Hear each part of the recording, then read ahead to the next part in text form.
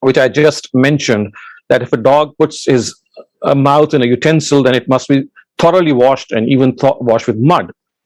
So this is why we have come to believe that basically dogs should not be kept as pets. Now, we need to understand that again, these narratives have to be related or understood in the light of the Quran. And if we try to understand these narratives, let us take the first of these narratives, which says that the dog is, or the saliva of a dog is impure, and you have to wash that utensil thoroughly.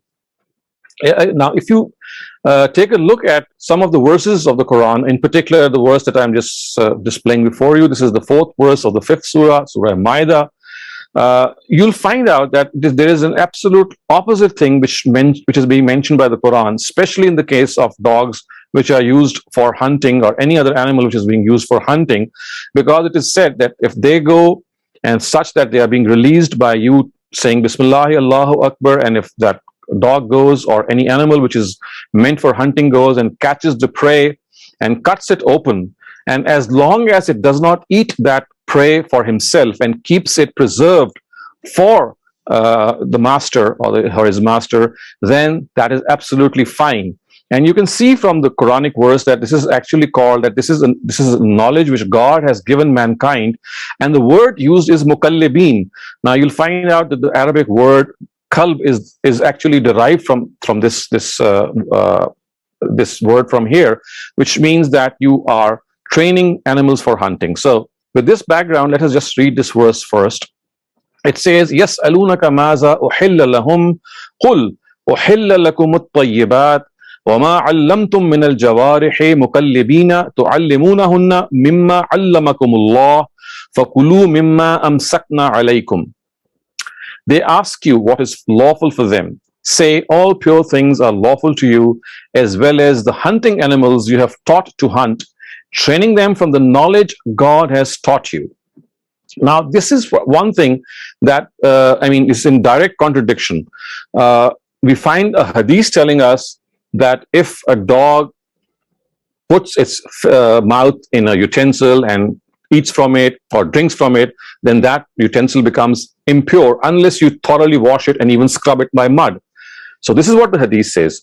On the other hand, we find the Quran telling us that all hunting animals, including dogs, if they go and catch their prey, of course, when they catch their prey with their incisors, their saliva will touch the body of the prey.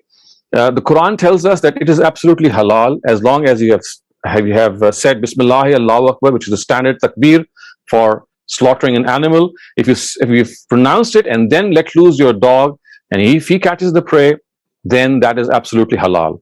And the Quran never talks about the saliva of that animal being haram. Otherwise, of course, the first thing that the Quran would have told us is that it is impure, because the fact is that, as you can see, the Prophet in this narrative has said that per se, that the saliva of a dog per se is impure. Now, if we understand this, if you try to reconcile these two things, which are entirely opposite, one reconciliation which has been made by scholars is that regarding the hadith, there was this very specific case which was under discussion. And that was that this particular dog, which of course the Prophet saw and he was inserting his mouth in a utensil, was a rabid dog. And rabies, rabid dogs are dogs which, of course, this ailment can be transmitted. And so therefore he made it a point that because it's a rabid dog, and the fact that these rabid dogs, then they can cause diseases to be transmitted, they become contagious. So he specially said that just don't clean it by water, you scrub it with mud as well. So this is one of the reconciliations which scholars have made, and of course which do make sense as well, that as far as the hadith is concerned, it is not talking about ordinary dogs, because had it been talking about ordinary dogs, it would have been in direct contradiction with the Quranic verse, because the Quranic verse does not tell us that the saliva is something which is impure. In other words, if the Quran would have said that, well, dogs which are hunting dogs, if you let loose them on their prey and they catch the prey, then you must understand that this is something which is impure. Or in the first place, it wouldn't have even allowed dogs for this purpose. Then, of course, the hadith and the Quran would have been reconciled. But you see, when the Quran is saying something opposite, then we need to understand the hadith, we need to make sense of the hadith. And one of the senses that can be made, and which has been made by certain scholars, is that basically this hadith is not talking about all sorts of dogs. It's talking about certain rabid dogs, which, as I just said, are a means of transmitting contagious diseases, as rabies itself. So this is one thing that has to be understood, that had dogs been impure, the Quran would never have allowed them to catch the prey, to hunt it down, and then regard it to be halal. So therefore, the first thing that we need to understand is that this notion that the saliva of a dog is haram, or if it touches your body in a way, or it touches your clothes in a way, then they must be cleaned, or you must wear different clothes. It has no notion, I mean, it has no basis. This is more of a sentiment that has been built up or maybe understood by us in certain cultures. But as far as the Quran is concerned, it has not at all said that dogs in this matter are impure. So the first thing that we can conclude on the basis of the Quranic verse is that the issue of dogs is no different from any other pet animal, like, for example, cats, or any pet animal, or rabbits, or other things that you might keep, as far as a dog being impure is concerned. We still have a second hadith to think about, where it says that angels don't enter houses which have dogs in them.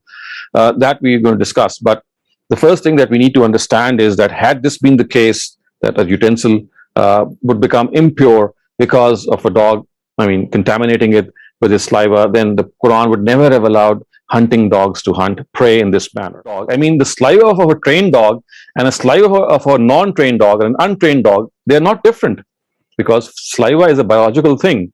You just cannot say that if you have trained a dog, its saliva becomes pure, and if there's an untrained dog, the saliva is impure. The saliva is a generic thing. It's a biological thing. It is the same for all types of dogs.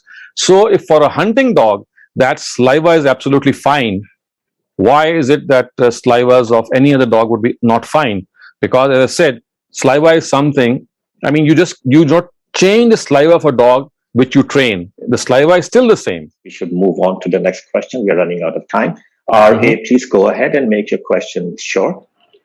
Sure. I wanted to ask that it's common sense when we are about to eat something, we first wash it, whether it's an apple or a chicken that has just been slaughtered. So maybe that's why the Quran didn't tell us to wash what the dog catches.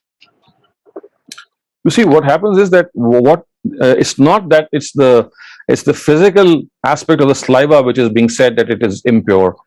It is said that it is morally impure. I mean, the Quran or the Hadith don't speak about such things as which are injurious to health. When they prohibit something, they are always related to something moral, something which relates to your faith. Washing an animal which has been slaughtered in this way, or which has been hunted in this way, of course, that animal would be slaughtered. I mean, it would be washed. The meat would be washed. But that is not the concern of the Quran. You see, if you pick up the Quran and the Hadith, all these things which relate to general health maintenance, they are not pointed out in this way by the Quran or by the Prophet himself. That's not the purpose for which they were sent. There's always something morally or related to our own beliefs that is attached to such prohibitions. So what has happened here is that the saliva of a dog has been, I mean, regarded to be ritually impure, as if it is going to contaminate your cloth or your shirt or your trouser wherever it touches. Thank you very much. Right. Thank you.